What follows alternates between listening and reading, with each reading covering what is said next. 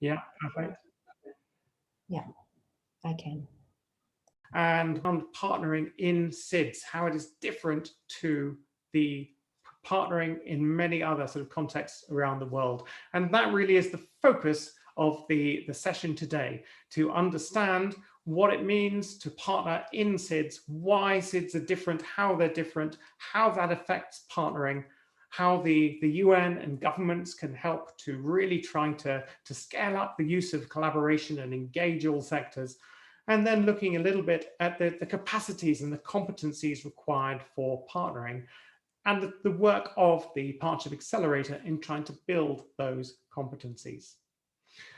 So without further ado, I think we're going to just ask our colleagues, Mr. Simon Novrati, the Chief of the SIDS Unit at UNDESA, and Ms. Tishka Francis from OHRLLS to start us off. Mr. Novrati, first of all, over to you.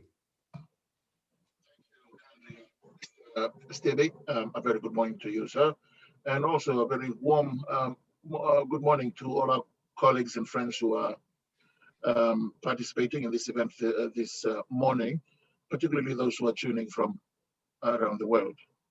Excellencies, distinguished delegates, ladies and gentlemen, I'm very happy indeed to be making this few remarks on behalf of the United Nations Department of Economic and Social Affairs, its Division for Sustainable Development Goals, and the Small Island Developing States Unit. A key request of the Third International Conference on SIDS, the Samoa Pathway, was the establishment of the SIDS Partnership Framework, designed to monitor progress of existing and stimulate the launch of new, genuine, and durable partnerships for the sustainable development of small island developing states. In order to foster the development of effective, genuine, and durable partnerships for SIDS, it is crucial to raise the capacity of stakeholders in the development and the design of partnerships, and to build an enabling environment for partnering, which includes building up institutional capacity, a convening and a supporting infrastructure, and a policy environment that together can help mainstreaming collaboration. Since 2016, UNDESA, in collaboration with colleagues from the Office of the High Representative of Least Developed Countries, Landlocked Developing Countries, and Small Island Developing States, OHRLLS, we have organized 7 annual global multi-stakeholder SIDS partnerships dialogue, and a number of partnerships dialogue, including in the margins of the preparatory regional and interregional meetings of the high-level review of the Samoa Pathway. These dialogues aimed to increase the capacity of stakeholders in forging partnerships in SIDS. Now, to date, with the generous assistance of partners, DESA has produced several products aimed at encouraging and supporting SIDS build new, genuine, and durable partnerships. The SIDS Partnership Toolbox, launched in 2019, is a practical guide on how to participate in SIDS partnership framework and how to effectively design, implement, and evaluate partnerships for SIDS at national, regional, and global levels. The SIDS partnerships criteria and norms, adopted also in 2019, provide a starting point for articulating what is a genuine and durable partnership. Now, this can be summarized as, in the context of small island developing states, that such partnerships are SIDS specific, and they are measurable and monitorable, they're achievable and accountable, they are resource-based and result-focused, and they are time-bound and transparent. Now, DESA prepared the SIDS partnership analysis to better understand the landscape and the impact of many of these partnerships that are registered in the Samoa, during the Samoa conference, and to advance implementation of the Samoa Pathway. The outcome of the analysis, together with the toolbox, which I had just mentioned, was launched during the 5th Global Multi-Stakeholder Dialogue in 2019. And this year, Again, the Department of Economic and Social Affairs is once again very proud to produce, together with the kind support of the government of the Irish Republic, the guidance to genuine partnerships in SIDS, which is intended to be used by individuals and organizations in SIDS and representatives of international development systems collaborating with small island developing states. This guidance will, inter alia, be the subject of this morning's conversation. Now, as we kickstart the HLPF 2021, the Department of Economic and Social Affairs reiterate its commitment to supporting the SIDS partnerships framework. Dear colleagues, I trust that our conversation this morning is a fruitful exchange. Thank you kindly, Darian. Thank you very much indeed for really setting the scene. And of course, you and Dessa has shown enormous leadership on the whole SIDS agenda. I'd like now to ask Tishka Francis from OHR-LLS for her opening remarks. Welcome, Tishka. Thank you, Darian, and well, thank you to all of the participants. Good morning to all, good afternoon, good evening from New York. So distinguished participants, colleagues, ladies and gentlemen, it is indeed a pleasure for OHR-LLS to join with Dessa in opening this side event today, which comes on the heels of the SIDS Partnership Steering Committee ambassadorial meeting held 25th of June. During that meeting, SIDS and their partners underscored the importance of genuine and durable partnerships for SIDS in their efforts to achieve sustainable development, particularly as we seek to implement the Samoa pathway in the midst of multiple global crises. Over the last year, OHR-LLS has been encouraged by how SIDS and partners have come together to work to achieve the goals of the Samoa pathway, all while grappling with the devastating blows of an unprecedented global pandemic. Our office has heard stories of a range of stakeholders coming together across sectors to respond to the COVID crises and to create new partnerships around building resilience against these global shocks. We know that a great part of this effort has been the work of the 2030 Agenda Partnership Accelerator to support partnership effectiveness in SIDS. And we will certainly build on the findings and learnings from this work as we move toward a new era of partnership for SIDS. In this context, we are working with Dessa to bring the SIDS-specific partnership training module to our work on ensuring coherence in the implementation of the Samoa pathway at all levels. More specifically, we are expecting to use the module to build capacity in our SIDS national focal points, who play a critical role in mainstreaming the Samoa pathway and SDGs into national priorities, policies, and development plans. One of the key functions of the SIDS national focal points is to support the follow-up and monitoring of existing partnerships and encourage the launch of new partnerships for SIDS to feed into the work of the SIDS partnership framework. It is vitally important, therefore, that these focal points are given the necessary tools to effectively carry out this work. We will continue to work to develop these capacity building activities for the national focal points in both virtual and in-person formats, and we will provide more information on this going forward. As I conclude, I wish to thank Dessa and other key partners for their important work on these matters, and I look forward to today's discussion. Thank you again, Darian. Thank you very much indeed, Tishka, and both our speakers talking about the importance of building up the capacity of stakeholders. And as I said, we're going to be talking a little bit about what are those capacities when it comes to collaboration and partnership, and how it is that we can collectively all help to sort of build up those competencies and capacities. So this session, we hope, is going to be highly interactive. So please, at any point, feel free, if you are viewing this, to put in questions in the Q&A, we'll also try to monitor the chat as well, but the Q&A for specific questions. And we'll try and sort of weave those questions in to the dialogue as we go. I'd also just like to reiterate our thanks to the Government of Ireland for the support for this important work on SIDS. And of course, we know that Ireland is very supportive over a whole range of different programs when it comes to small island developing states.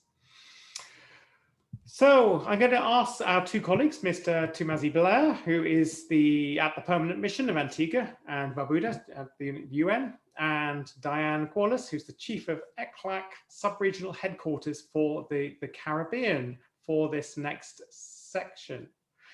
And we're going to be discussing what is special around SIDS, why are partnerships so important when it comes to SIDS, and what do we need to do differently when it comes to working in SIDS? What's special? How do we need to form these partnerships perhaps differently? And just to sort of get us going, Tumazi, I wonder if you could just give us a flavour of the context within Antigua and Barbuda, in the sense that one of the things that we see when it comes to developing effective partnerships is that there is a sort of a mindset that government and business and civil society kind of all see themselves as sort of development actors and want to sort of collectively come together towards a sort of a vision of a prosperous, in your case, a prosperous Antigua and Barbuda. To what extent would you say that mindset is there particularly across business? Is there a sort of collective feel, or to what extent is business engaged with the SDGs? Good morning, Darian, and good morning, Diane, and other colleagues. Pleasure to be here and to be involved in this quite important discussion. Probably just to preface that, Antigua and Barbuda is also the chair of AOSIS. And so we take partnership extremely seriously. It's high on our agenda for our 2 years for our chairmanship, and we're moving forward with various partnership initiatives. But back to your original question on the connection, let's say, between the government, business, and civil society. I think everyone would recognize that the private sector and civil society is pretty small in much of SIDS. And so when we look at the relationship between the private sector and the civil society, in a comparison to bigger countries, you will see that it's quite small. Government tends to lead based on a developmental agenda, putting people first. And of course, because the private sector is extremely small, they seek to capitalize on profit as much as possible. When it comes to the civil society, in Antigua's case, we would find that the civil society is mostly engaged in a lot of environmental issues and some social issues, not on economic issues. And so we look at partnerships in Antigua and Barbuda as having a substance of the 3 pillars of sustainable development.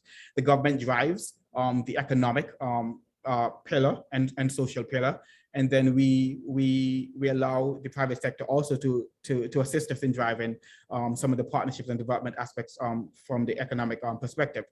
Civil society comes in a lot when it comes to the social sector. And civil society, in our case, is usually led by the church.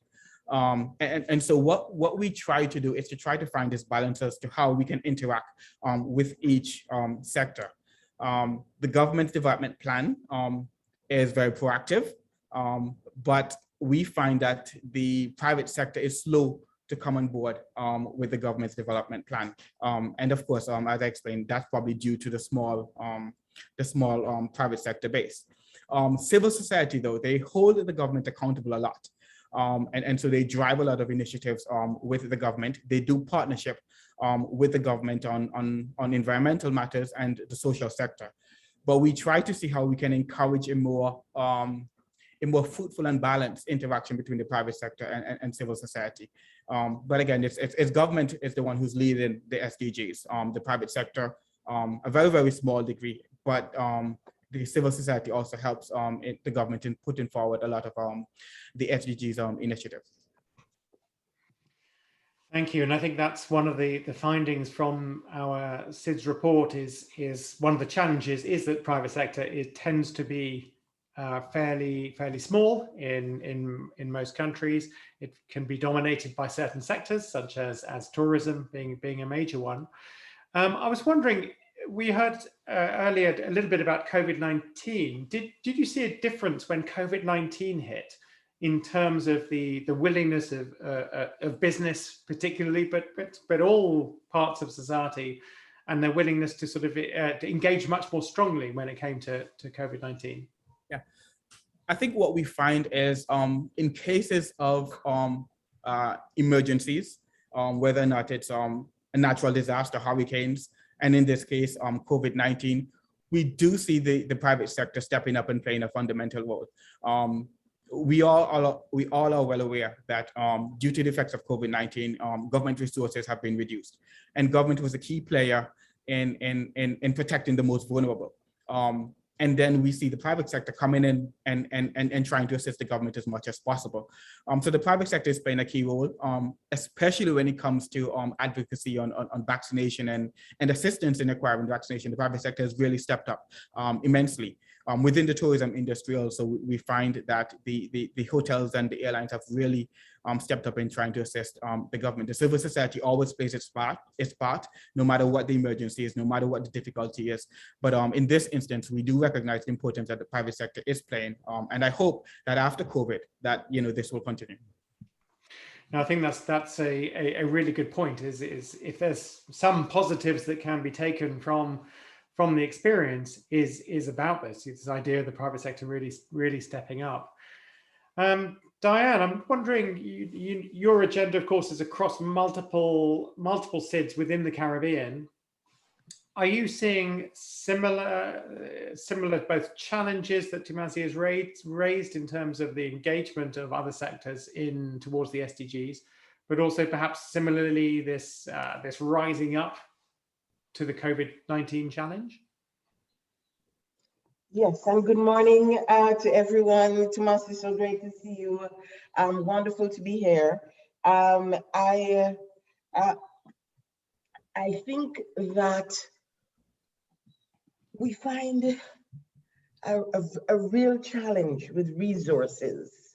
And I think that is something that needs to be really emphasized in respect of developing partnerships that are national in scope. Financial resources, well, first of all, this small island states are facing real challenges in respect of heavy indebtedness, the challenge of migration. So you have a drain on human resource, you have constraints on financial resources. So there are a number of challenges that really undermine the capacity of SIDS, Caribbean in particular, to indigenize, to be independent in the creation of partnerships that are national in scope. And this is why the involvement of regional international organizations. So we, for example, are very much interested in promoting a greater level of involvement in regional and international organizations and investment in partnerships. So I find the focus on the indigenization of partnerships, which is in this discussion particularly important. We need to really find ways to stimulate, and I like the emphasis that Tumasi keep putting on the civil society, community involvement, community engagement. I think the trick really is to identify those issues that seize the imagination and the heart of the people, so that you get that natural interest in investment in the population. I have found increasingly, particularly in the wake of COVID, an increasing degree of attention, not so much on the environmental partnerships, but on the social ones, those that focus on social transformation, that look to the care economy, looking for at the older persons, at the young people, the level of unemployment among youth. How do we create partnerships that create opportunities for young people, that take the gender issue where there is a real challenge in terms of poverty, and making opportunities for young women and women, female-headed households. So there is, I find, an increasing level of engagement across the Caribbean, and we serve 26 countries across the Caribbean.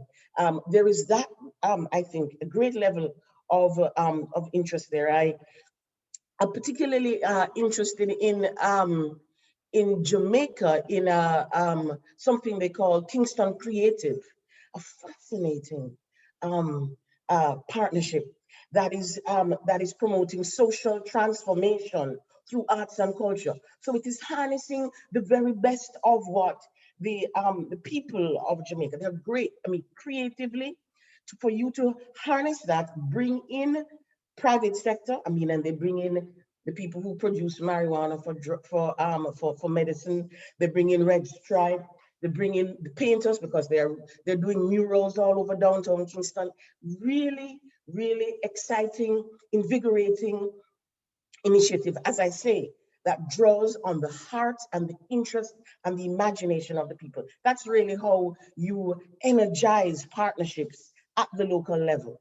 And with minimal investment from outside. I mean, this initiative does have support from international sources, but a huge amount of local investment through volunteerism and community engagement. And I think you're making a really good point here, because of course we talk about in general, one of the challenges within SIDS is the very limited human, natural, and financial resources that are available.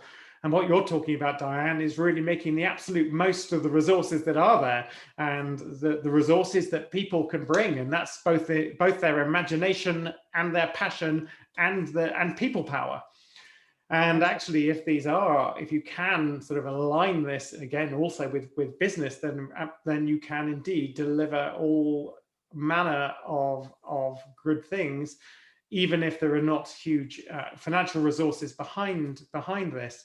I guess then the question I have for you, Diane, is then in terms of the connection with sort of you talked about the fact that in the case you mentioned in Jamaica that there was some funding from international organizations, but it sounds very catalytic, and maybe that's the case here, that what we need to do is see much more of this sort of catalytic funding, which can then open up all the resources that are actually available in the country.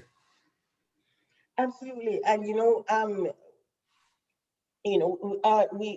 we talk about SID specific partnerships, and for me, SID specific speaks to scale, because if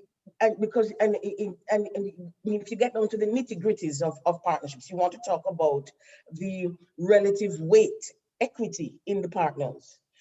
So when you talk about the international or external contributors playing their role, you want them to be, as you say, catalytic, rather and not be the overburden and be the dominant mover and shaker of the thing. In other words, do enough in order to ensure that you just stoke the embers, stoke the fire, so that it builds with the support that you provide. This particular project has support from the EU, for example. The EU provides resources, but there are also a number of development banks in Jamaica that also contribute. There are private sector companies, and also government. So it has multiple involvement, and what you want to ensure is that, and you can bring partners in for very specific projects. So you don't have to have all partners engaged all the time, but you bring them in as the project evolves. And this is where we speak about flexibility in a partnership. It has a core, but there must be flexibility. You bring partners in to implement unique elements of a project. And scale is important. So you want to ensure that what is designed fits with the scope and allows for the partners to keep it moving.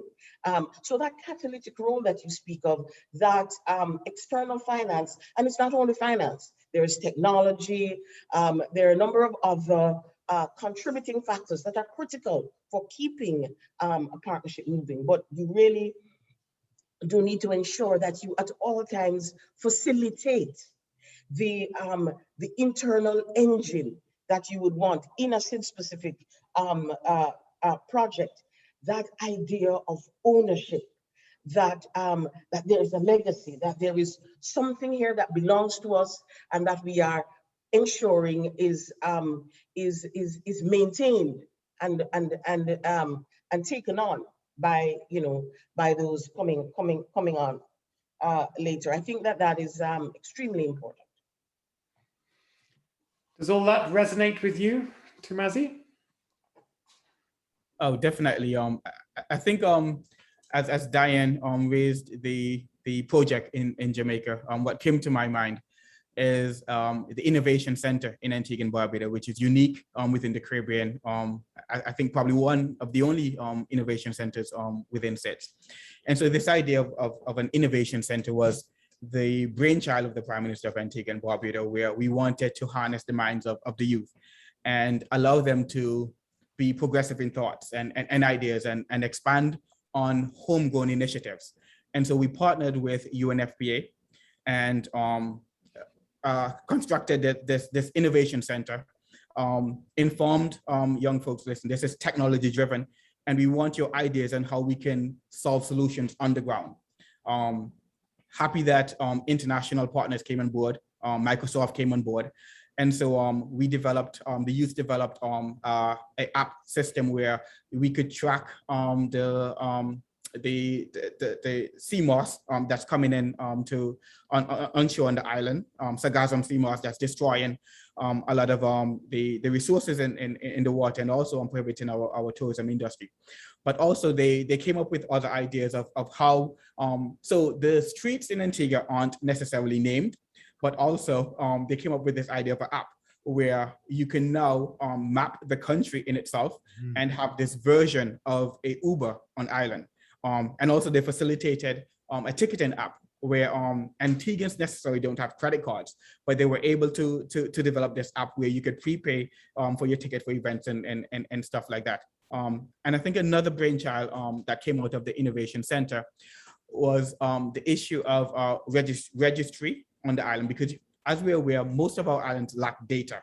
And so they developed this data system where the local hospital in itself can now start registering patients efficiently. And so you could use your app to connect with the doctors at the hospital and whatnot. So as Diane expelled on that, it came to mind that, listen, the partnerships can be homegrown in itself, and it could serve the purpose in itself of a small island state. And I think the Innovation Center in Antigua and Barbuda is doing just that. It's really wonderful to hear these examples and a clear demonstration on how partnerships can be so powerful by bringing in these other resources to be able to be so innovative in technologies can have a huge impact. I guess one question that I have, or one other thing that came up in the findings, is that within many SIDS, the governments are very pressed. They're doing so many different things all at once.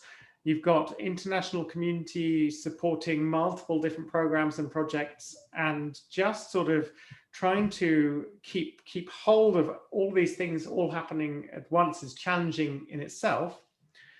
But with the SDGs, of course, we're talking about much more holistic action, that we want to look at the nexus between health and water and agriculture, for example. And then suddenly there's this additional layer put on incredibly busy people already, who are then having to think, okay, well, we've got this program here and that program there, and we've got another development cooperation actor coming in and wanting to fund something here. Do you find, Tumazi, that sometimes that this is one of the challenges, is that sometimes it is not coordinated sufficiently well, the sort of both the sort of investments in country, but also if one is trying to act across SDGs in a more holistic way. Is that one of the challenges that you're facing? I don't think it's a matter of coordination. I do think it's a matter of partners not understanding the needs of SIDS in essence, because the SDGs is international. It has this big picture. And I think in order for partnerships to work within our countries, you have to bring it back down to the local level.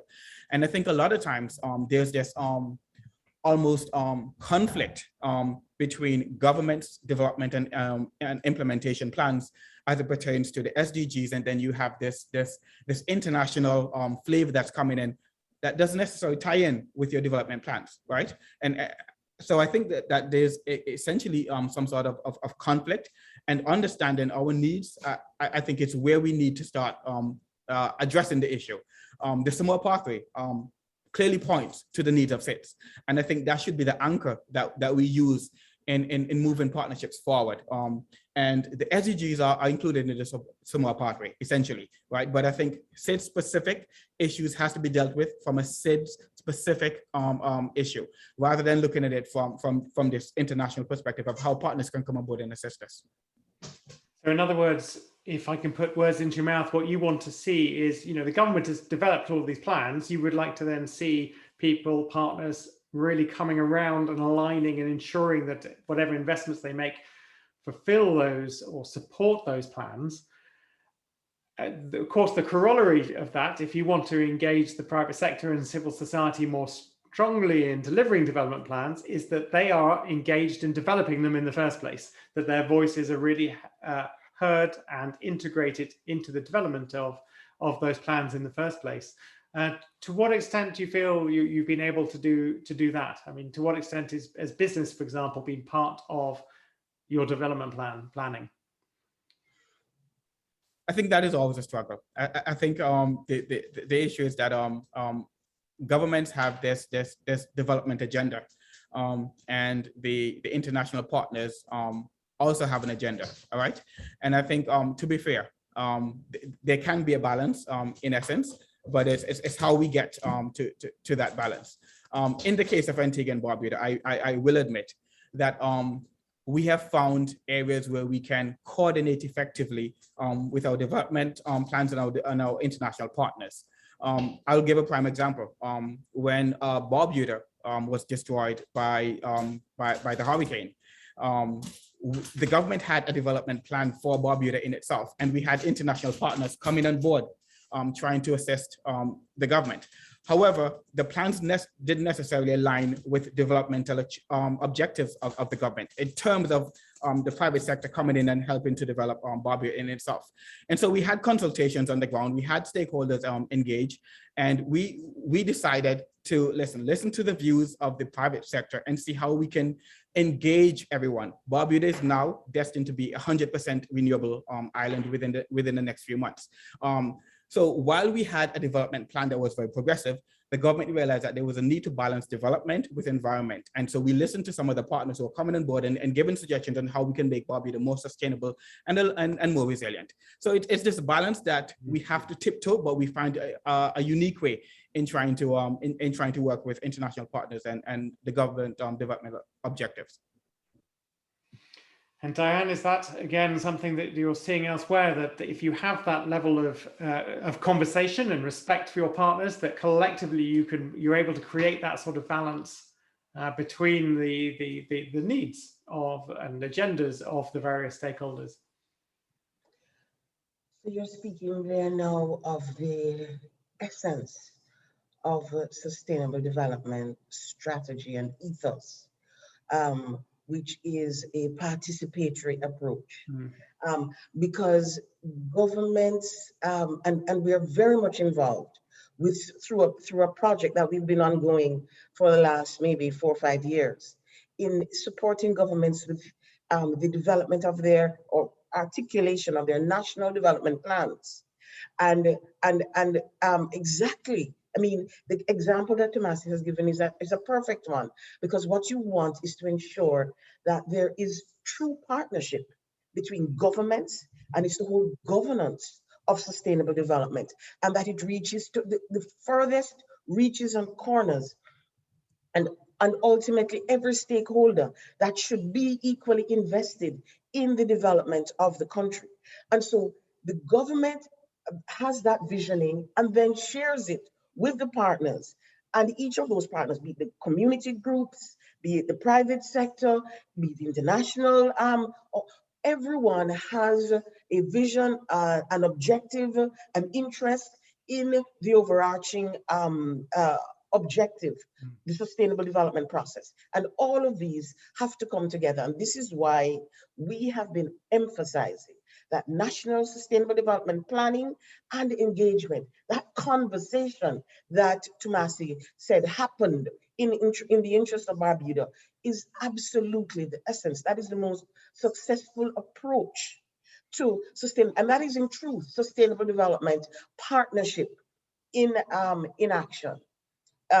Particularly for SIDS, because as Tomasi has indicated, you know, the circumstances of SIDS are unique, and therefore there is a need to ensure that you bring the sustainability issue, the SIDS specific concerns on board, and therefore we can't be driven purely by private sector financial objectives. We have to ensure that both the social and environmental sustainability issues are also considered. And so this level of engagement, government with all stakeholders, makes for the most effective participatory approach through partnership. And I saw something in the chat that spoke about technology, which I think is very important for us to emphasize, because, you know, right now, it's through technology that we're meeting. I mean, I haven't traveled now in 16 months. It is absolutely essential that SIDS, particularly because of our remoteness, the whole distance issue, that has always been a challenge for SIDS. SIDS have an opportunity to really expand their scope for development through a greater level of development, investment in technology, digital communication. This is really, and we have so many talented youth that we could be putting in this area. We really need to be looking at opportunities for developing innovative projects with our youth through digital technology. Wonderful. Thank you very much, Diane and Tomasi. I think we got a very clear picture of what is special about SIDS when it comes to the SDGs and indeed partnering, and then indeed looking at some of the approaches, some of the solutions that are required in order to be able to partner effectively. So thank you both very much indeed. Tomasi, I know you have to rush off to the UN, but thank you. Diane, please, if you can stay around, then that would be great. Thank you both very much indeed. Okay, so we've heard then about what's special about partnering in SIDS. We heard calls from both of our speakers really about ensuring that we have the dialogues for engagement, that we are bringing all parties, all stakeholders, all sectors of society around the table. We heard about the necessity of sort of integrating the social, the environmental, and the economic together, of course, in delivering the SDGs. And now we're going to talk about, well, how do we actually make this happen? You know, what are those mechanisms to catalyze these forms of partnership that we are talking about, that really do engage the energies, the needs, and the capacities of all of the stakeholders.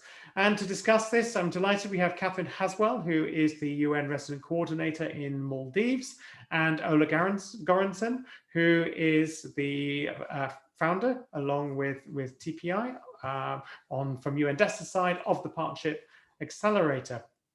So, Catherine, we've heard a bit about this already, but in sort of more specifically, I mean, what is it that government needs to be looking for in these forms of partnerships?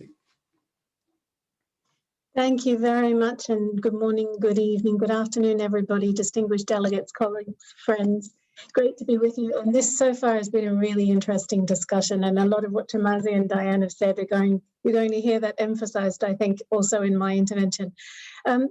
One of the first things I wanted to say, I have a couple of key things that I think that governments can do, but one of the first things I wanted to say was that it's really important with the SDGs being a universal and member state-led process, which makes it different to the past, where the UN and partners played such a role in kind of bringing the MDGs together.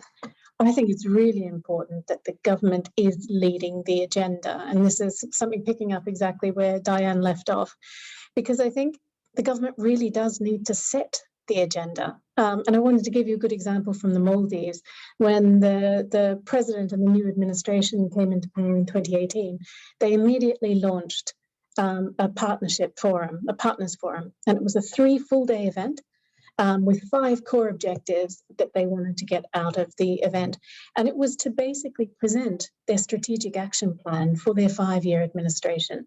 And it was purely about bringing on board partners from the private sector, development partners, civil society, regional organizations, neighboring countries into the government's development agenda. And, you know, we're now 2 years into that, 3 years into that.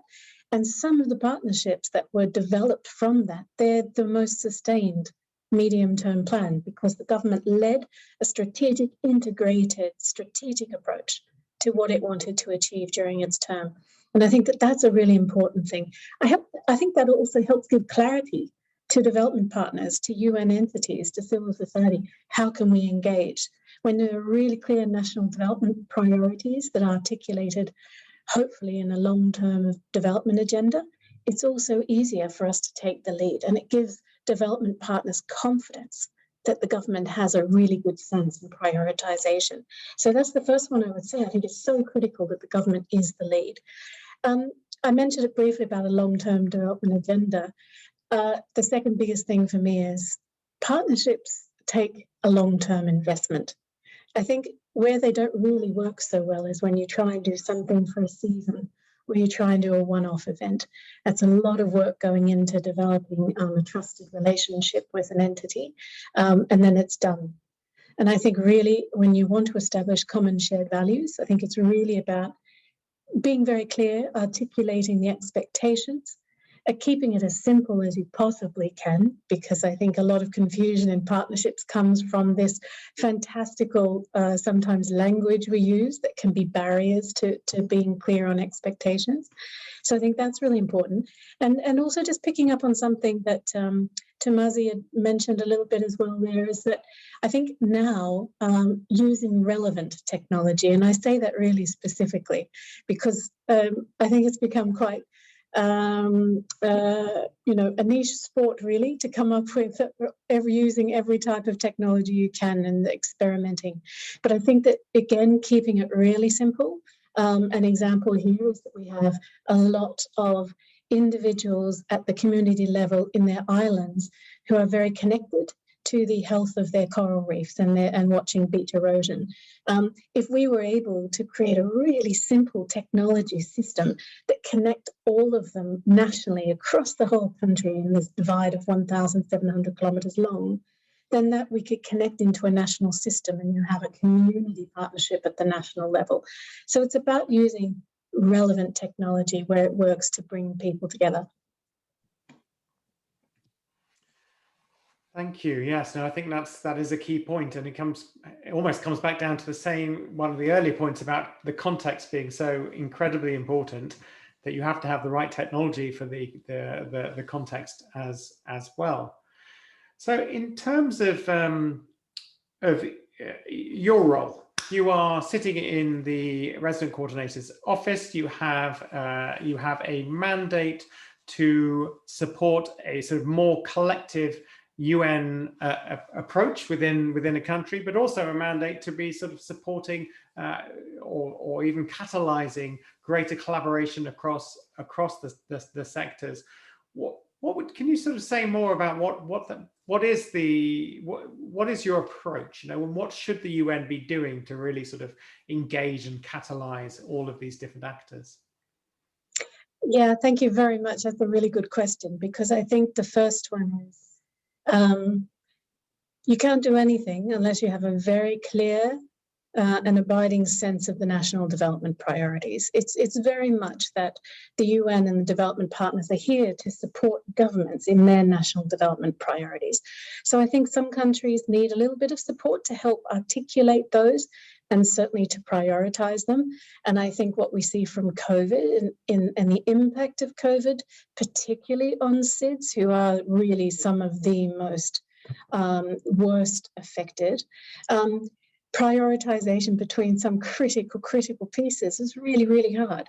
So first, being able to act as a trusted policy advisor to sit with government and do that prioritization, and then to be able to help connect government to the relevant development partners, NGOs, CSOs, regional organizations, global parts of the UN, for example, connect them to the resources and build the partnerships in order to help mobilize and generate a significant change.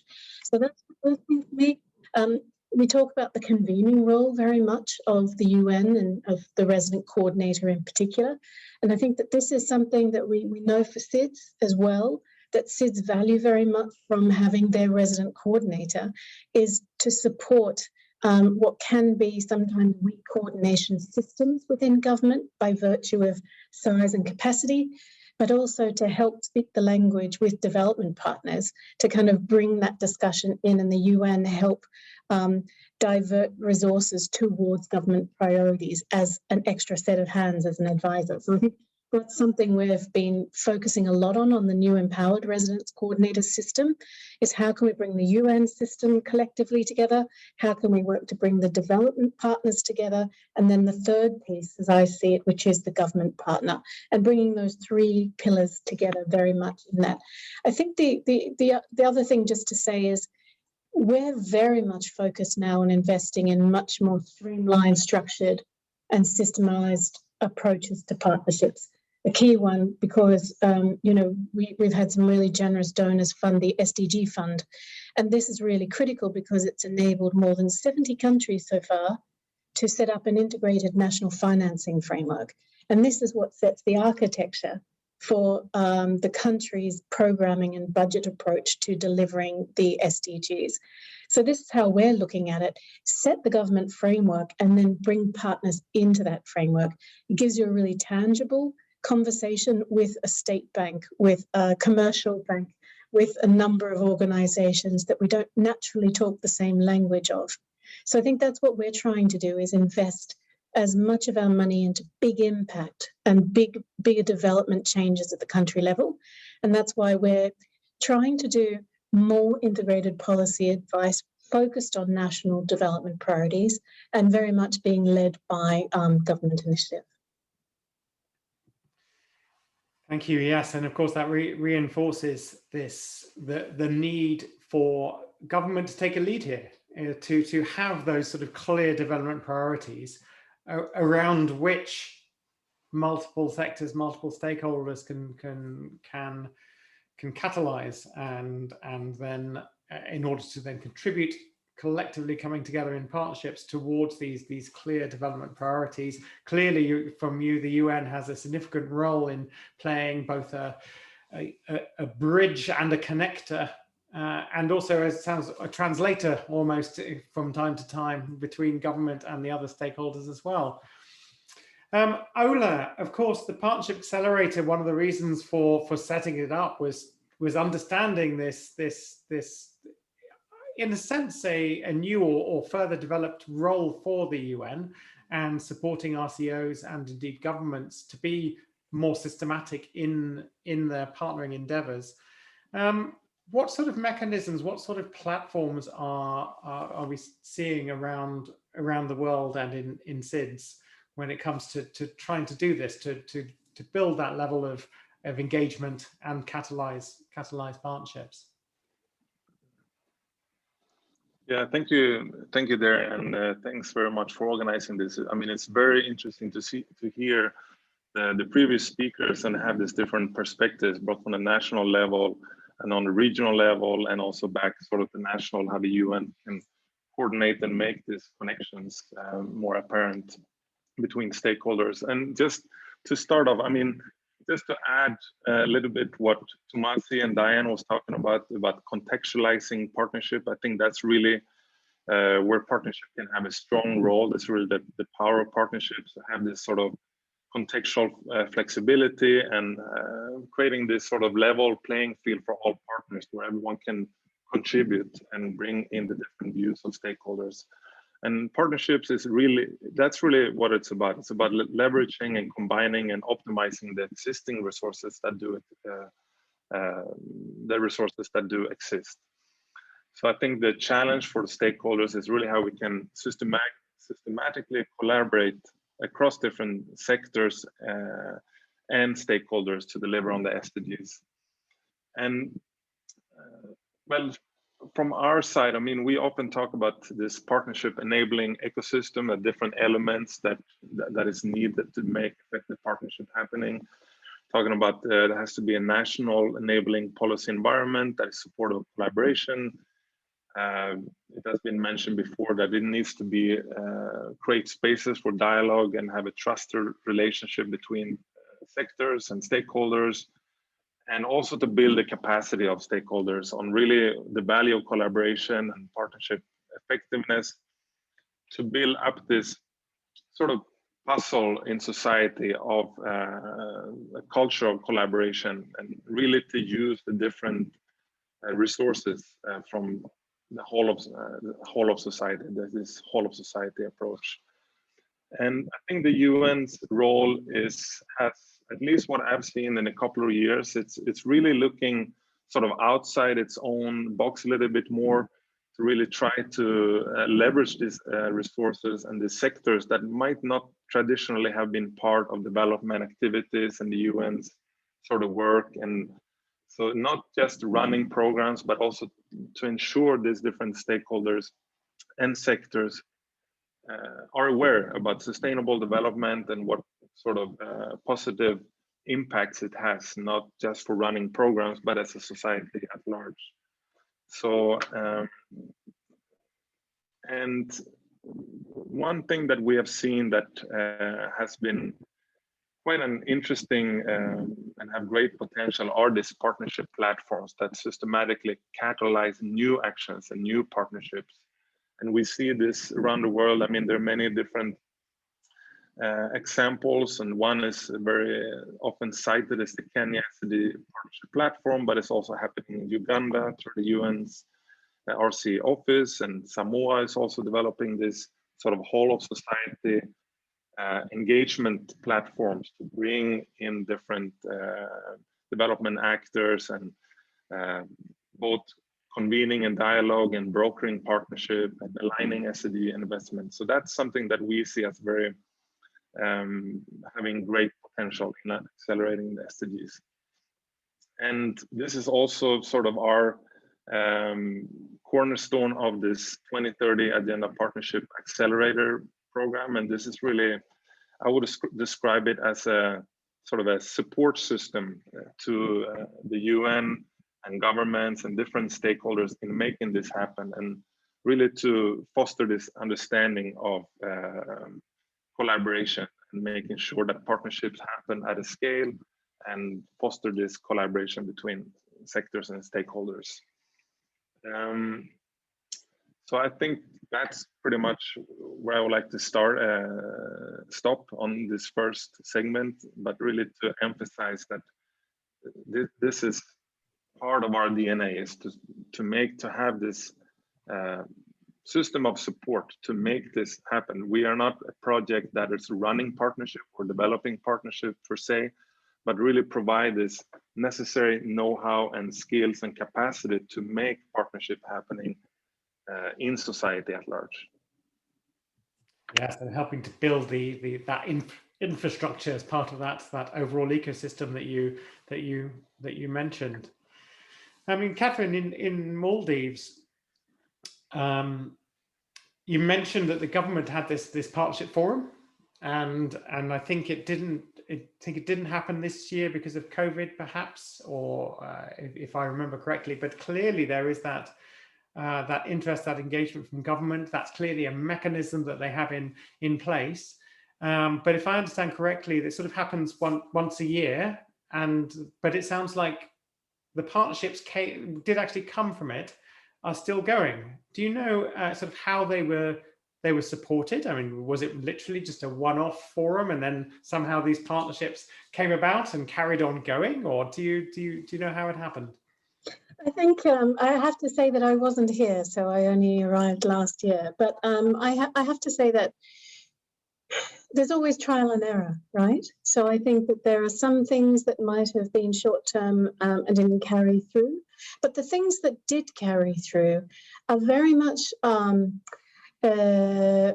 built on some common, very simple approaches, an MOU where it needed to be an MOU, but otherwise some very clear exchanges of what the joint and common shared values and expectations would be. And the discussions also led to prioritization of work. So there was an approach of what we could do of all of our priorities, and then selecting 1, 2, 3, and then finding that in a phased approach, doing number 1, and then it would move on to number 2, number 3, as you say, in the second or third year. So I think that the key measures, I think, and I think we know this in the UN, right? And we know this in the development community. A lot about partnerships comes from individual personalities, and it comes also from how you connect to people. And we've always tried to find this science, I think, about how do you systematize this and make coordination and make partnerships work. And I think that's, for me, the key lesson I've learned now over 20-something years in the UN is all about keeping it simple and being very clear about what your expectations are. But number 2, where it's worked here, is it's not just in one ministry, or it's not just in one sector. It's where there is an integrated partnership that goes beyond sectors, that brings sectors together, that brings atolls or islands together, so that there's more than just one piece. Because I think, as earlier Diane mentioned, I think it's about stimulating and getting that energization that comes from the community level as well. It's that ownership. So for me, it's working where there's been strong ownership taken by an organization, by a ministry, by the president's office, an integrated part of the government, in another case as a community. And I think that's where the sustainability comes from. Otherwise, it's not really a priority. It's not a national priority if it's something that has been thought of from the outside and not necessarily owned. So I'd say that's the key, that would be the key success there, Darian. Right. So yeah, so it needs to be very bottom up. You need to go with where the energy is. This is the challenge. If you try to sort of enforce partnerships from the top down, then you'll get push against it. Whereas if you try to build it up based on people's own interests, needs, and energy, then they can be successful. I very much like your point also about simplicity. And although, of course, sometimes partnerships do need to be complex to deal with complex issues, one can start simple and wherever possible and build up those relationships whilst you're starting on relatively simple prioritized areas. And then once you've built that up, then of course you can move on to more and more complex collaboration, I would suggest. Thank you both very much indeed. And I think it's really great to hear of the work that you're doing in the Maldives to really sort of help to make these collaborations happen. And thank you, Ola, for telling us more about the accelerator and how the accelerator is again supporting even in the Maldives as well, the development of these sorts of mechanisms, as well as building capacities for collaboration. And that's the focus of our next section, in fact, which is around the capacities and what it takes to actually help to make these partnerships happen.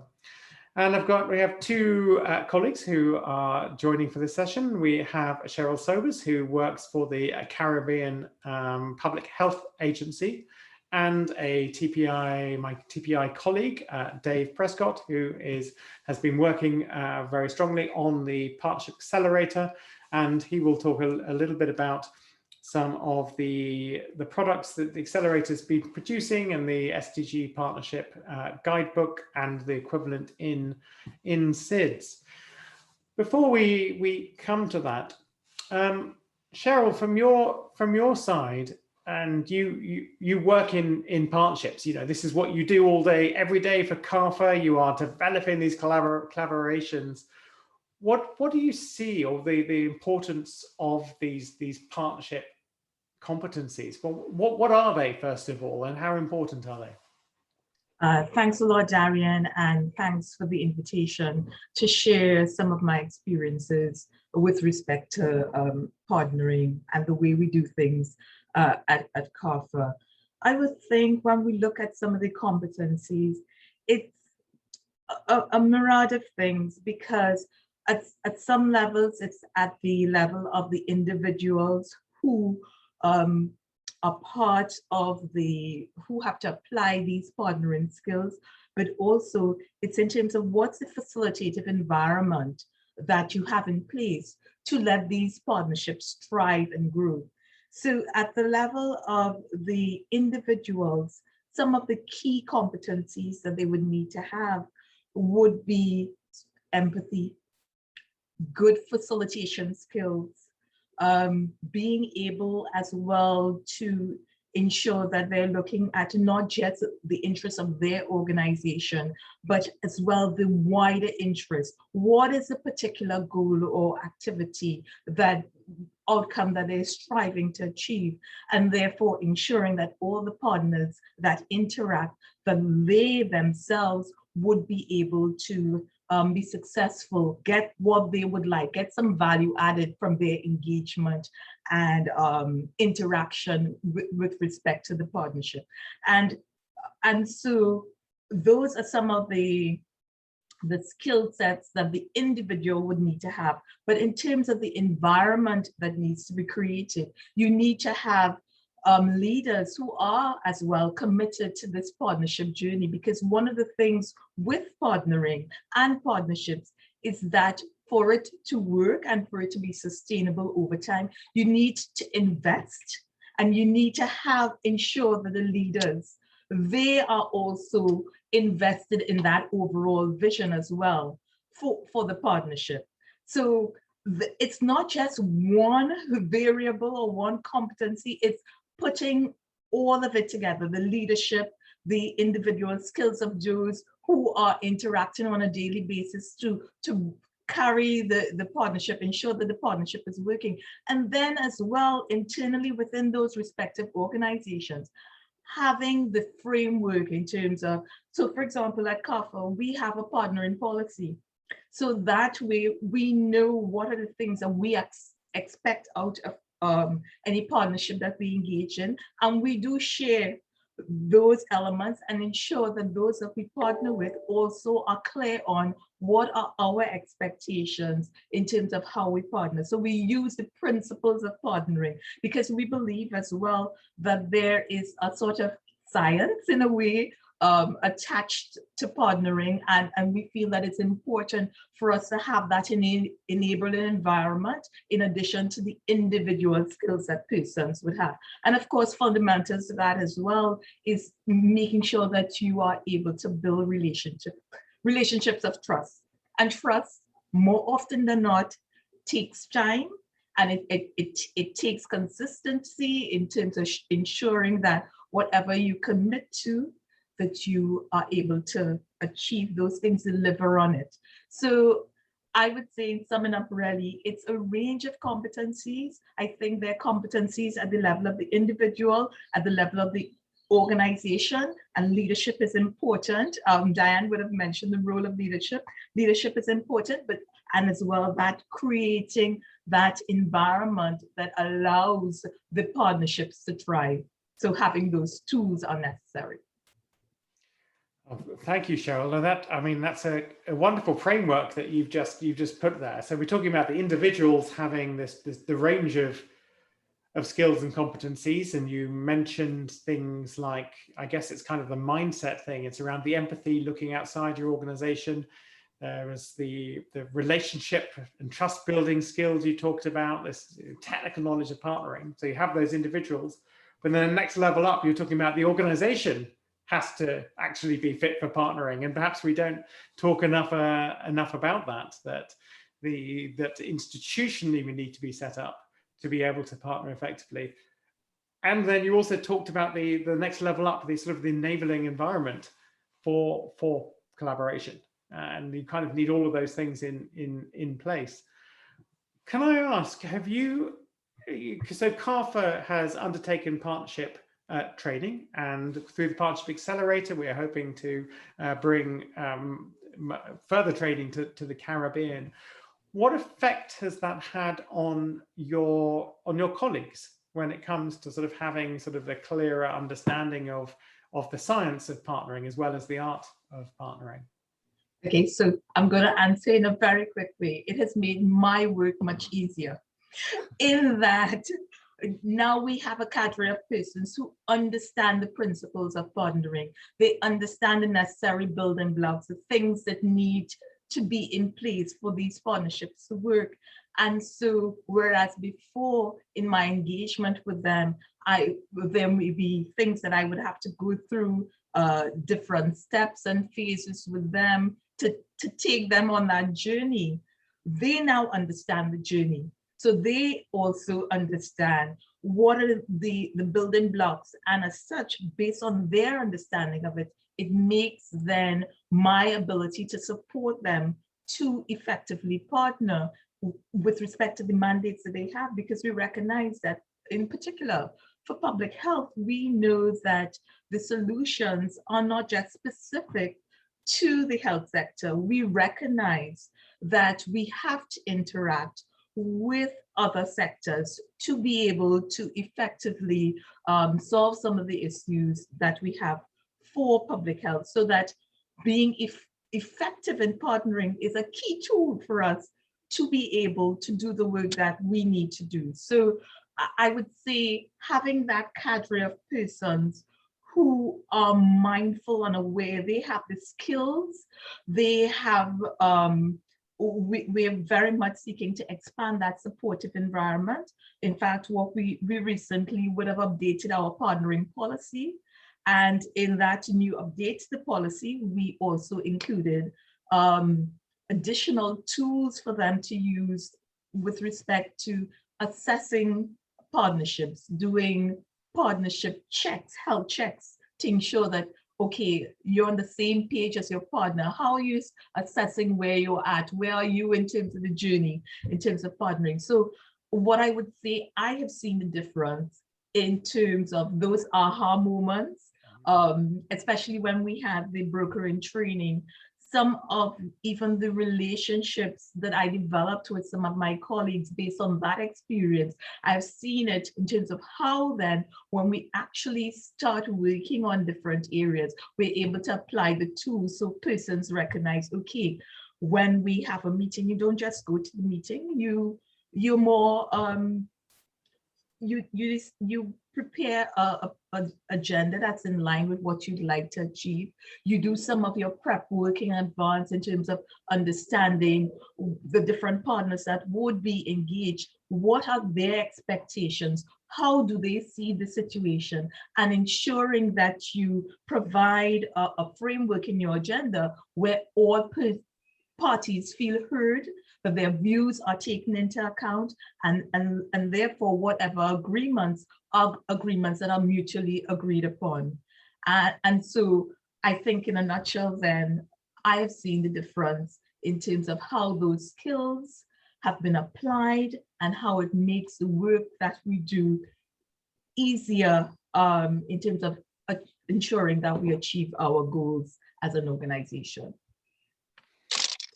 Thank you, Cheryl, for such a clear explanation of this. And I think it's fair to say that if all of your partners had the same skills and were using the same language, and the same approaches, then of course that would make it even easier. I mean, are you finding yourselves having to sort of explain partnering to your partners sometimes, or how does that work? Yes, sometimes it's a case that you have to do some explanation of some of the principles or what you'd like to achieve. But so what we had done when we did our training, we did include some persons, non-CAFA staff members, but some of our stakeholders in the training, because we recognize as well that, if they also understand that what we're seeking to do is create relationships that have mutual benefit for all, relationships that ensure that there's mutual accountability, and that there's transparency, open dialogue, and that what we ensuring at all stages that we are looking at it in terms of the results. We're looking at it in terms of what results we'd like to get out of the partnership. That then makes a difference. So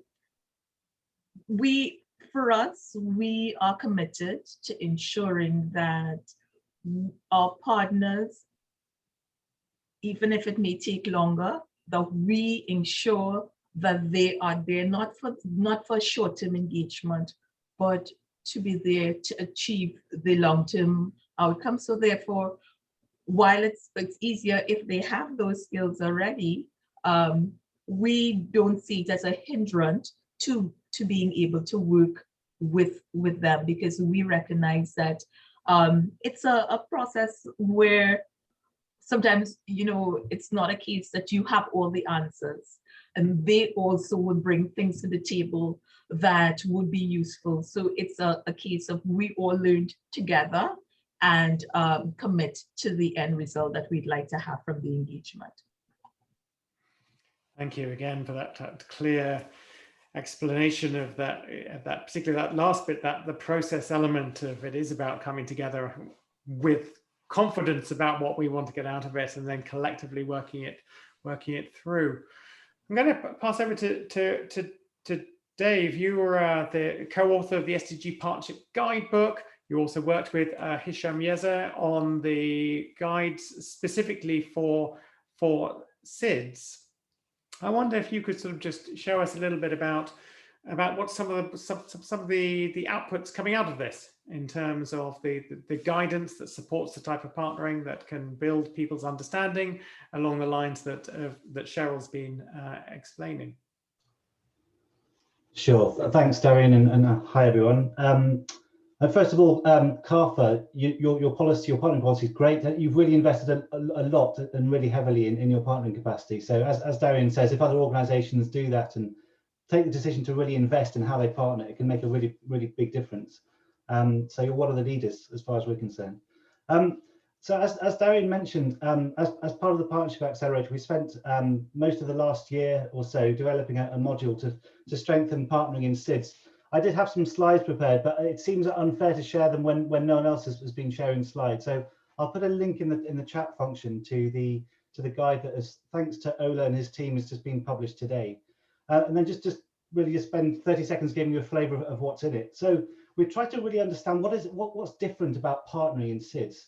So we've got a really good sense of what it takes for to partner effectively in any context, but there's certain additional considerations that you need to bear in mind due to the nature and the context of SIDS. And of course, that when I say SIDS, that's 50+ different countries. So each country has its own unique circumstances to take into account. So what are some of these issues? And then what's a simple typology of the different categories of partnerships that seem to work in SIDS? There was a question in the chat earlier about the different forms of partnership that we see that are underway and that might be appropriate in SIDS. Then what are some examples in practice of these partnerships? So we've included 3 examples, one in the form of a video that really shows a particularly interesting partnership in Samoa between the Women in Business Development Initiative and SkyEye, which is a local IT company, that they're doing a really interesting partnership to create a virtual marketplace. So the guide demonstrates some of these actual partnerships in practice. Then it shares a few thoughts on how to strengthen the partnering ecosystem that we've talked about a little bit today. And then sets out a simple sequence for partnering in SIDS. So sometimes we find that if we follow a sort of business as usual approach, the partnership gets created, then we realize that something hasn't quite worked, and then we realize that there's already a lot of activity underway, and then we take the time to realize and understand who those stakeholders are, and then we reach a state of really understanding the context. So in our framework, we actually reverse that sequence. So we start off by really paying attention to what is already there, really understanding the context, really connecting with the stakeholders that are already there, mapping the partnerships that might not look like the international type of partnerships that we normally see. A lot of these are under mapped, and there's some really interesting activity happening in SIDS, but it tends to be under the radar. So really understanding what those partnership activities look like. And then only in consultation and co-creating with those stakeholders, only then taking the time actually to say, here's a partnership that is doing things that is really needed because others aren't already doing it. So it really just takes people through, hopefully in a fairly logical and hopefully simple way, what that process looks like in detail. So that's available online, and there's also going to be an online library that's linked to the SDG Partnership Guidebook. So hopefully we're making ever more accessible the different tools, ways of thinking, ways of approaching partnership, and making it ever more accessible and freely available. So yeah, that's all for me, I think, Terry. Thank you. Thank you very much indeed, Dave. Thank you very much indeed, Cheryl, for talking about the various competencies that are required for collaboration, and then for introducing some of the resources that the Partnership Accelerator has developed. And indeed, if you go to the Partnership Accelerator website, you will find all of these resources. And I think that there's also links now directly into chat. So thank you very much, both. So we're coming towards a close, and I'm going to ask each of our panelists to give a 30-second reflection back on what they've heard today. While they are thinking about that, there have been a couple of questions in chat. One of the questions is, in democracies, is there a risk that a change of government can undermine the sustainability of partnerships? How can the independence of partnerships be guaranteed to outlast a change of government when the national government leads policy? And I'm just going to say a couple of things about this because it's a hugely important question. And the answer is yes, there is always a major risk when governments change, or even when individual ministers might have changed. And there is very much a not invented here syndrome issue, so that a new government or a new minister may not be so interested in the particular priorities that a previous incumbent might have had. One of the ways that you can hopefully deal with this is to make the partnership so important to a government, and being able, in terms of the recognition the government may be getting for being involved in this partnership, so that if a minister changes, actually the government as a whole still wants to continue on with this partnership. Of course, that doesn't necessarily work when you're changing government. So then it's about making it as important as possible to as many stakeholders as you possibly can, including potentially parliamentarians from different political parties, to have a stake, so that multiple people, multiple organizations have a stake in this partnership, even beyond government or the particular government of the day, so that if the government does change, there is still this huge interest, reserve, and energy around the partnership to then make it difficult for a new government not to take it on. Easy to say, very, very difficult to do, but I thought I would just throw that out there. So for us to close, I'd like to first of all just ask each of our colleagues if they have a sort of a 30-second reflection on what they've heard today, and I'm just going to go in the order in which people spoke. So Tishka, can I ask you for just a couple of thoughts from your side?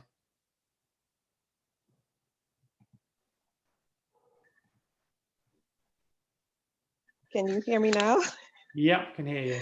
Okay, just to say thank you to all of the colleagues and very, very useful discussions around partnerships and SIDS and the challenges and opportunities involved. And we look forward to working with all the various stakeholders moving forward, particularly at the national and regional levels, to ensure that the SIDS benefit greatly from these more effective partnerships. Thank you. Thanks so much, Tiska. Diane, I think you were next. Yes, I'd like to just jump in right where you ended there on the importance of continuity across political regimes, and the key to that is to ensure that you have a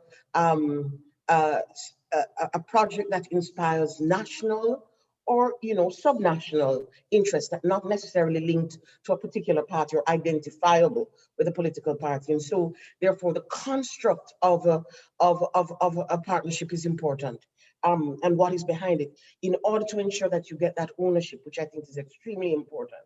I was just so incredibly pleased with Cheryl's presentation on those critical issues that make our partnership durable and strong and effective.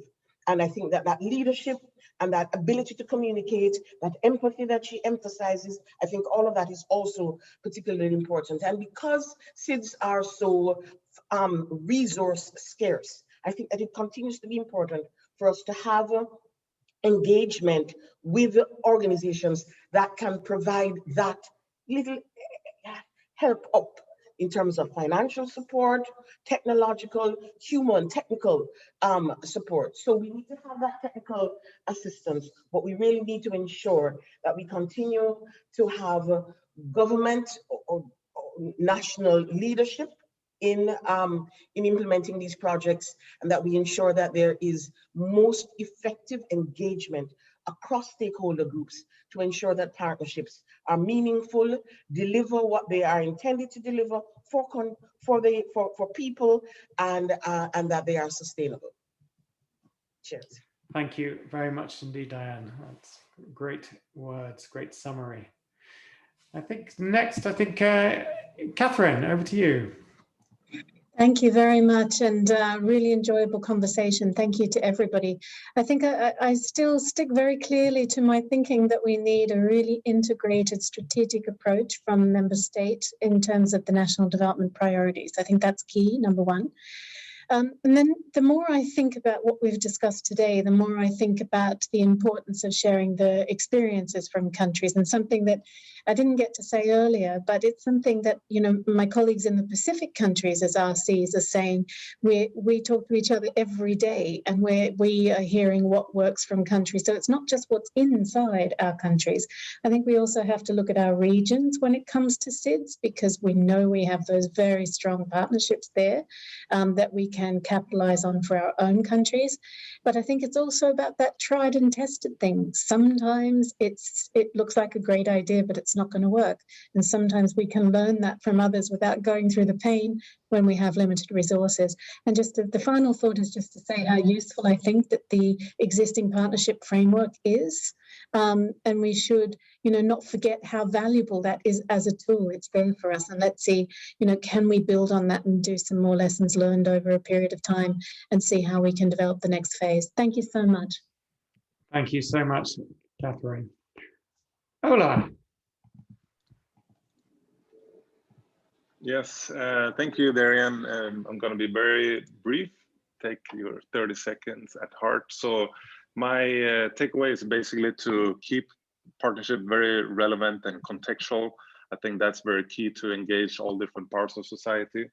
And I really also want to mention or highlight the power of these partnership platforms that we see emerging all over the world. They have a real good potential to accelerate SDGs, and also to have this power of sort of leveling the playing field for all partners and all stakeholders. And so I think that's where I want to close it by. And then thank you so much for organizing this and for moderating this session. Thank you.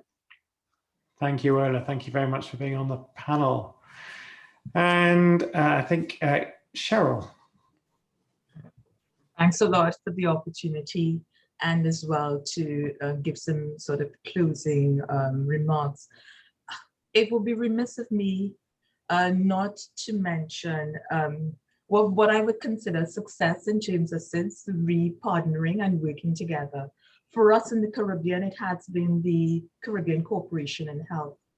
Through the Caribbean Corporation in Health, we have been able to have common policies and a shared vision in terms of how we want to see public health develop in the region. We have had a number of successes through that corporation, in that we were the first region to eliminate indigenous polio, measles, and rubella transmission. So for us, I want to add and sort of like on a positive note in terms of at SIDS, we may be small, but we can succeed and we can do great things if we work together. And for us in the Caribbean, it has been, in fact, our cooperation with respect to health. Thank you. Thank you so much, Cheryl. We may be small, but we can do great things if we collaborate together. Dave, just a last point from you. Yeah, thank you. So over the last year or so of doing this research, I've just really acquired massive respect for those living and working in SIDS. I think if you can partner well in SIDS, you can partner well anywhere. And the incredible urgency of getting it right when it comes to partnering in SIDS, really being at the front line of so many massive challenges. So that's what I would take away. Thank you. Thank you, Dave. And with that, I am going to say thanks very much indeed to all of our panelists today. Thank you to the support from our Irish colleagues, and to thank all of the participants for watching and engaging in the chat. We look forward to the next Partnership Accelerator webinar, which will likely to be happening in September or so. And I wish you all a very good rest of week. Thank you very much indeed.